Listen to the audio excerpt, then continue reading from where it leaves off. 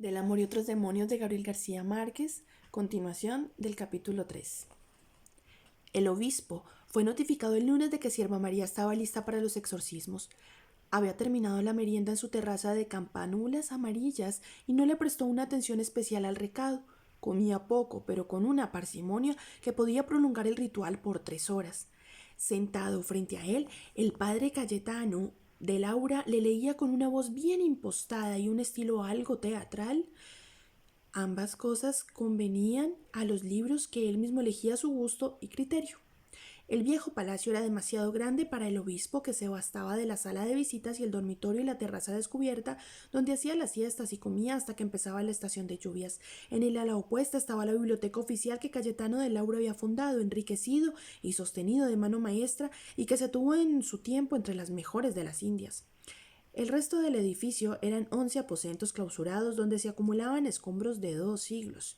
Salvo la monja de turno que servía la mesa, Cayetano de Laura era el único que tenía acceso a la casa del obispo durante las comidas, y no por sus privilegios personales, como se decía, sino por su dignidad de lector.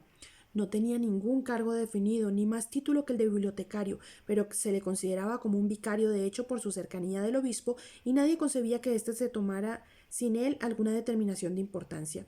Tenía su celda personal en una casa contigua que se comunicaba por dentro con el palacio, y en la cual estaban las oficinas y las habitaciones de los funcionarios de la diócesis y las de media docena de monjas al servicio doméstico del obispo. Sin embargo, su verdadera casa era la biblioteca, donde trabajaba y donde tenía un catre de cuartel para dormir cuando lo sorprendiera el sueño. La novedad de aquella tarde histórica fue que de Laura había trastabillado varias veces en la lectura, y más insólito aún que saltó una página por error y continuó leyendo sin advertirlo. El obispo lo observó a través de sus espejuelos mínimos de alquimista hasta que pasó a la página siguiente, entonces lo interrumpió divertido. ¿En qué pensás? De Laura se sobresaltó. Debe de ser el bochorno, dijo. ¿Por qué? El obispo siguió mirándolo a los ojos.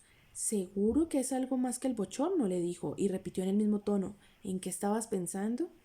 En la niña, dijo de Laura. No hizo ninguna precisión, pues desde la visita del marqués no había para ellos otra niña en el mundo. Habían hablado mucho de ella, habían repasado juntos las crónicas de endemoniados y las memorias de santos exorcistas. De Laura suspiró. Soñé con ella. ¿Cómo pudiste soñar con una persona que nunca has visto? Le preguntó el obispo. Era una marquesita criolla de 12 años, con una cabellera que le arrastraba como la capa de una reina, dijo. ¿Cómo podía ser otra? El obispo no era hombre de visiones celestiales, ni de milagros, ni flagelaciones. Su reino era de este mundo. Así que movió la cabeza sin convicción y siguió comiendo. De Laura reanudó la lectura con más cuidado. Cuando el obispo terminó de comer, lo ayudó a sentarse en el mecedor. Ya instalado a gusto, el obispo dijo: Ahora sí, cuéntame el sueño. Era muy simple. De Laura había soñado que Sierva María estaba sentada frente a la ventana de un campo nevado, arrancando y comiéndose una por una las uvas de un racimo que tenía en el regazo. Cada uva que arrancaba retoñaba enseguida en el racimo. En el sueño era evidente que la niña llevaba muchos años frente a aquella ventana infinita tratando de terminar el racimo, y que no tenía prisa, porque sabía que en la última uva estaba la muerte. Lo más raro, concluyó de Laura, es que la ventana por donde miraba el campo era la misma de Salamanca, aquel invierno en que nevó 3 días y los corderos murieron sofocados en la nieve. El obispo se impresionó. Conocía y quería demasiado a Cayetano de Laura para no tomar en cuenta los enigmas de sus sueños. El lugar que ocupaba tanto en la diócesis como en sus afectos lo tenía bien ganado por sus muchos talentos y su buena índole. El obispo cerró los ojos para dormir los 3 minutos de la siesta vespertina. Mientras tanto, de Laura comió en la misma mesa, antes de rezar juntos las oraciones de la noche. No había acabado cuando el obispo se estiró en el mecedor y tomó la decisión de su vida. Hazte cargo del caso. Lo dijo sin abrir los ojos y soltó un ronquido de león. De Laura acabó de comer y se sentó en su poltrona habitual bajo las enredaderas en flor. Entonces el obispo abrió los ojos. No me has contestado, le dijo. Creí que lo había dicho dormido, dijo de Laura. Ahora lo estoy repitiendo despierto, dijo el obispo. Te encomiendo la salud de la niña. Es lo más raro que me haya acaecido jamás, dijo de Laura. ¿Quieres decir que no? No soy exorcista, padre mío, dijo de Laura. No tengo el carácter ni la formación ni la información para pretenderlo, y además ya sabemos que Dios me ha asignado otro camino. Así era, por gestiones del obispo. De Laura estaba en la lista de 3 candidatos a cargo del custodio del fondo sefardita en la Biblioteca del Vaticano, pero era la primera vez que se mencionaba entre ellos, aunque ambos lo sabían. Con mayor razón, dijo el obispo, el caso de la niña llevado a bien puede ser el impulso que nos falta. De Laura era consciente de su torpeza para entenderse con mujeres, le parecían dotadas de un uso de razón intransferible para navegar sin tropiezos por entre los azares de la realidad. La sola idea de un encuentro, aun con una criatura indefensa como Sierva María, le helaba el sudor de las manos. No, señor, decidió, no me siento capaz. No solo lo eres, replicó el obispo, sino que tienes de sobra lo que a cualquier otro le faltaría, la inspiración. Era una palabra demasiado grande para que no fuera la última. Sin embargo, el obispo no lo cominó a aceptar de inmediato, sino que le concedió un tiempo de reflexión hasta después de los duelos de la Semana Santa que empezaba aquel día. Va a ver a la niña, le dijo, estudia el caso a fondo y me informas. Fue así como Cayetano Alsino del Espíritu Santo de Laura y Escudero, a los 36 años cumplidos, entró en la vida de Sierva María y en la historia de la ciudad. Había sido alumno del obispo en su célebre cátedra de teología de Salamanca, donde se graduó con los honores más altos de su promoción. Estaba convencido de que su padre era descendiente directo de Garcilaso de la Vega, por quien guardaba un culto casi religioso, y lo hacía saber de inmediato. Su madre era una criolla de San Martín de Loba, en la provincia de Mompox, emigrada a España con sus padres. De Laura no creía tener nada de ella hasta que vino al nuevo reino de Granada y reconoció sus nostalgias heredadas. Desde su primera conversación con él en Salamanca, el obispo de Cáceres y Virtudes se había sentido frente a uno de esos raros valores que adornaban a la cristiandad de su tiempo. Era una helada mañana de febrero y a través de la ventana se veían los campos nevados y al fondo la hilera de álamos en el río. Aquel paisaje invernal había de ser el marco de un sueño recurrente que iba a perseguir al joven teólogo por el resto de su vida. Hablaron de libros, por supuesto, y el obispo no podía creer que de Laura hubiera leído tanto a su edad. Él le habló de Garcilaso. El maestro le confesó que lo conocía mal, pero lo recordaba como un poeta pagano que no mencionaba a Dios más de 2 veces en toda su obra. No tan pocas veces, dijo de Laura, pero eso no era raro aún en los buenos católicos del Renacimiento. El día en que él hizo sus primeros votos, el maestro le propuso que lo acompañara al recinto incierto de Yucatán, donde acababan de ser nombrado obispo. A de Laura, que conocía la vida en los libros, el vasto mundo de su madre, le parecía un sueño que nunca había de ser suyo. Le costaba trabajo imaginarse el calor opresivo, el eterno tufo de carroña, las ciénagas humeantes mientras desenterraban en la nieve los corderos petrificados. Al obispo que había hecho las guerras de África le era más fácil concebirlos. He oído decir que nuestros clérigos enloquecen de felicidad en las Indias, dijo de Laura, y algunos se ahorcan, dijo el obispo. Es un reino amenazado por la sodomía, la idolatría y la antropofagia, y agregó sin prejuicios, como tierra de moros. Pero también pensaba que ese era su atractivo mayor. Hacían falta guerreros tan capaces de imponer los bienes de la civilización cristiana como de predicar en el desierto. Sin embargo, a los 23 años, de Laura creía tener resuelto su camino hasta la diestra del Espíritu Santo, del cual era devoto absoluto. Toda la vida soñé con ser bibliotecario mayor, dijo. Es para lo único que sirvo. Había participado en las oposiciones para un cargo en Toledo, pero lo que pondría en el mundo de ese sueño, y estaba seguro de alcanzarlo, era lo obstinado. Es más fácil llegar a santo como bibliotecario en Yucatán que como mártir en Toledo, le dijo. De Laura replicó sin humildad, si Dios me concediera la gracia no quisiera ser santo, sino ángel. No había acabado de pensar en la oferta de su maestro cuando fue nombrado en Toledo, pero prefirió a Yucatán. Nunca llegaron, sin embargo, habían naufragado en el Canal de los Vientos después de 70 días de mala mar y fueron rescatados por un convoy maltrecho que los abandonó a su suerte en Santa María la Antigua del Darién.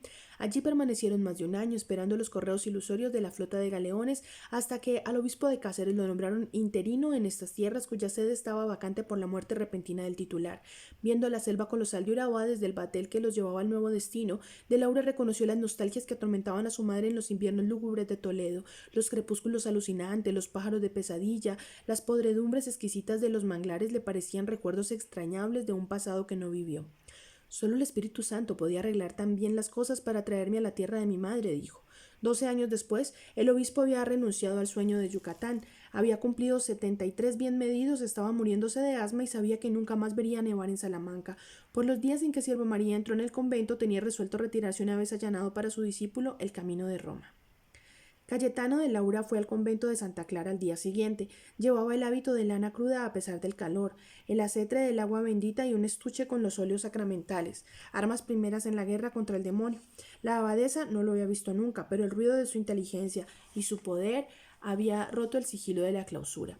Cuando lo recibió en el locutorio a las 6 de la mañana le impresionaron sus aires de juventud, su palidez de mártir, el metal de su voz, el enigma de su mechón blanco, pero ninguna virtud habría bastado para hacerle olvidar que era el hombre de guerra del obispo. A de Laura, en cambio, lo único que le llamó la atención fue el alboroto de los gallos. No son sino 6, pero cantan como 100, dijo la abadesa. Además, un cerdo habló y una cabra parió trillizos, y agregó con ahínco: todo anda así desde que su obispo nos hizo el favor de mandarnos este regalo emponzoñado. Igual alarma le causaba el jardín florecido con tanto ímpetu que parecía contra natura. A medida que lo atravesaban le hacía notar a de Laura que habían flores de tamaños y colores irreales, y algunas de olores insoportables. Todo lo cotidiano tenía para ella algo de sobrenatural. A cada palabra de Laura sentía que era más fuerte que él y se apresuró a afilar sus armas. No hemos dicho que la niña esté poseída, dijo, sino que hay motivos para suponerlo. Lo que estamos viendo habla por sí, dijo la abadesa. Tenga cuidado, dijo de Laura. A veces atribuimos al demonio ciertas cosas que no entendemos sin pensar que pueden ser cosas que no entendemos de Dios. Santo Tomás lo dijo y a él me atengo, dijo la abadesa. A los demonios no hay que creerles ni cuando dicen la verdad. En el segundo piso empezaba el sosiego. A un lado estaban las celdas vacías cerradas con candado durante el día y enfrente la hilera de ventanas abiertas al esplendor del mal.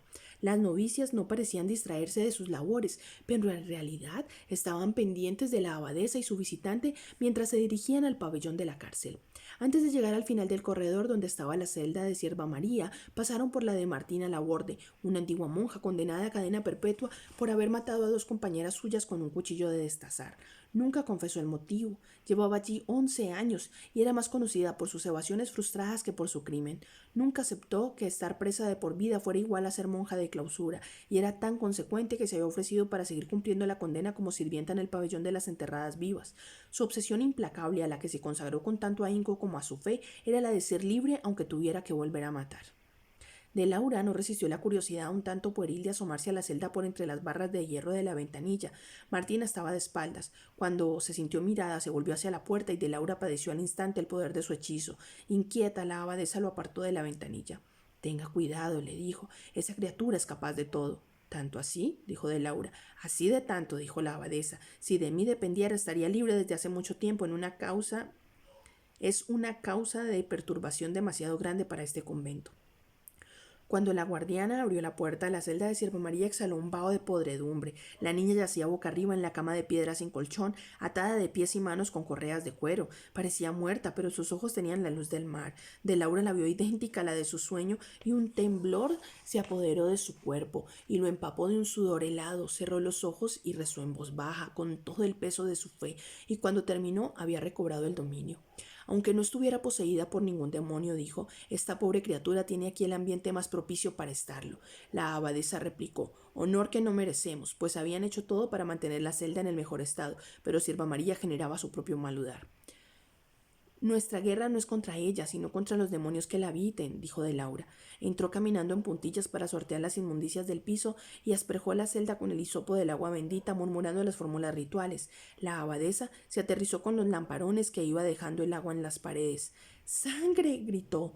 De Laura le impugnó su ligereza de juicio. No porque el agua fuera roja tenía que ser sangre, y aun siéndolo no tenía por qué ser cosa del diablo. Más justo sería pensar que sea un milagro, y ese poder es solo de Dios. Pero no era lo uno ni lo otro, porque al secarse en la cal las manchas no eran rojas, sino de un verde intenso. La abadesa enrojeció.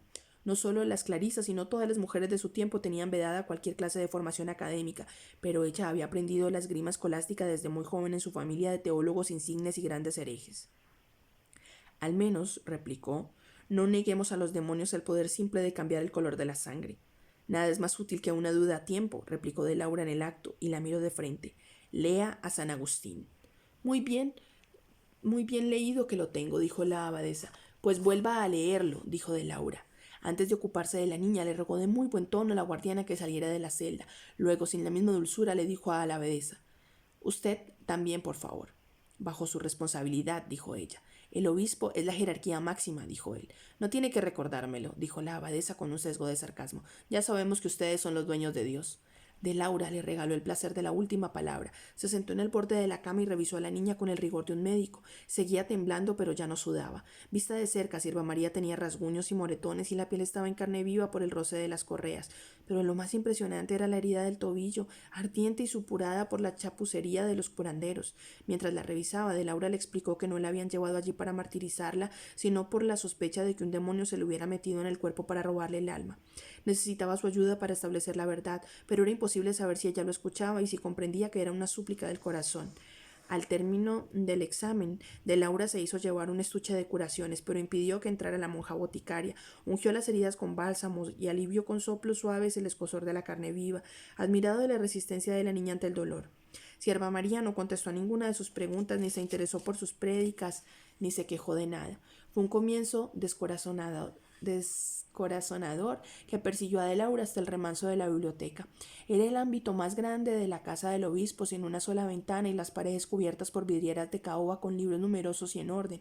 En el centro había un mesón con cartas de marear, un astrolabio y otras artes de navegación y un globo terráqueo con adiciones y enmiendas hechas a mano por cartógrafos sucesivos a medida que iba aumentando el mundo. Al fondo estaba el rústico mesón de trabajo con el tintero, el cortaplumas, las plumas de pavo criollo para escribir, el polvo de cartas y un florero con un clavel podrido. Todo el ámbito estaba en penumbra y tenía el olor del papel en reposo y la frescura del sosiego de una floresta. Al fondo del salón, en un espacio más reducido, había una estantería cerrada con puertas de tablas ordinarias. Era la cárcel de los libros prohibidos conforme a los expurgatorios de la Santa Inquisición, porque trataban de materias profanas y fabulosas y historias fingidas. Nadie tenía acceso a ella, salvo Cayetano de Laura, por licencia pontífica, para explorar los abismos de las letras extraviadas. Aquel remanso de tantos años se convirtió en su infierno desde que conoció a Sierva María. No volvería a reunirse con sus amigos clérigos y laicos que compartían con él los deleites de las ideas puras y organizaban torneos escolásticos, concursos literarios, veladas de música. La pasión se redujo a entender las marrullerías del demonio, y a eso consagró sus lecturas y reflexiones durante 5 días con sus noches, antes de volver al convento. El lunes, cuando el obispo lo vio salir con paso firme, le preguntó cómo se sentía. Con las alas del Espíritu Santo, dijo de Laura. Se había puesto la sotana de algodón ordinario que le infundía un ánimo de leñador y llevaba el alma acorazada contra el desaliento. Falta le hacían. La guardiana contestó sus saludos con un gruñido. Sierva María lo recibió con un mal ceño, y era difícil respirar en la celda por los restos de comidas viejas y excrementos regados por el suelo. En el altar junto a la lámpara del Santísimo estaba intacto el almuerzo del día. De Laura cogió el plato y le ofreció a la niña una cucharada de frijoles negros con la manteca cuajada. Ella lo esquivó. Él insistió varias veces y la reacción de ella fue igual.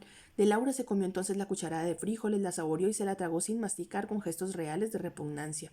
Tienes razón, le dijo. Esto es infame. La niña no le prestó la menor atención. Cuando le curó el tobillo inflamado se le crispó la piel y sus ojos se humedecieron. Él la creyó vencida. La alivió con susurros de buen pastor y al fin se atrevió a zafarle las correas para darle una tregua al cuerpo estragado. La niña flexionó los dedos varias veces para sentir que aún eran suyos y estiró los pies entumidos por las amarras. Entonces miró a de Laura.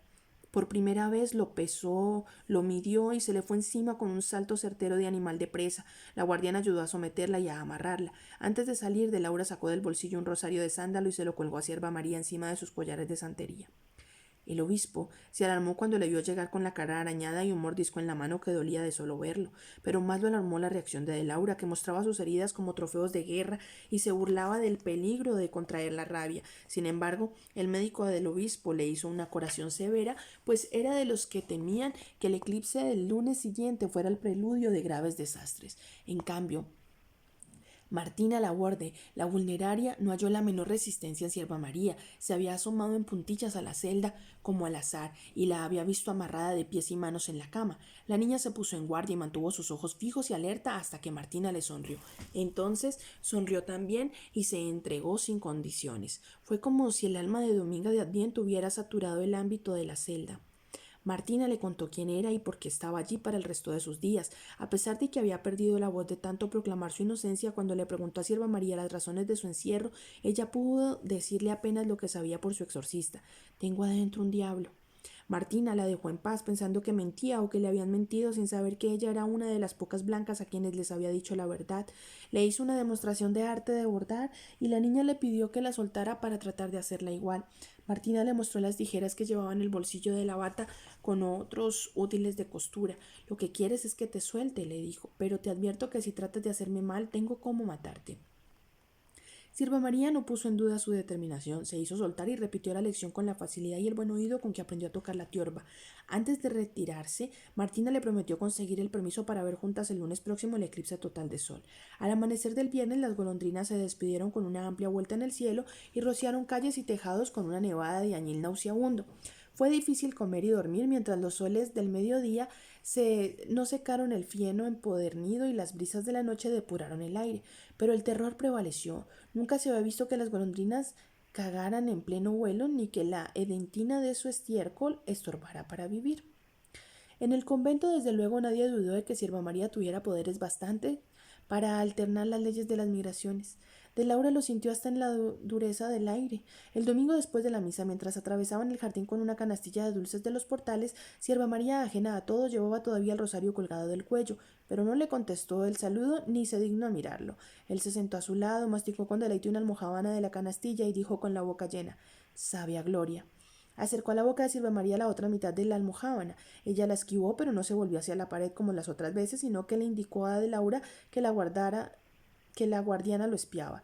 Él hizo un gesto enérgico con la mano hacia la puerta. «Quítese de ahí», ordenó. Cuando la guardiana se apartó, la niña quiso saciar sus hambres atrasadas con la media almojábana, pero escupió el bocado. «Sabía merda de golondrina», dijo. Sin embargo, su humor cambió. Facilitó la curación de las peladuras que le escocían la espalda y le prestó atención a de Laura por primera vez cuando descubrió que tenía la mano vendada. Como una inocencia que no podía ser fingida, le preguntó qué le había pasado. «Me mordió una perrita rabiosa con una cola de más de 1 metro», dijo de Laura. Bueno, ya vamos a pasar al cuarto capítulo, así que espero que sigan la lectura. Si tienen algunas dudas, que me lo hagan saber y lo comentamos.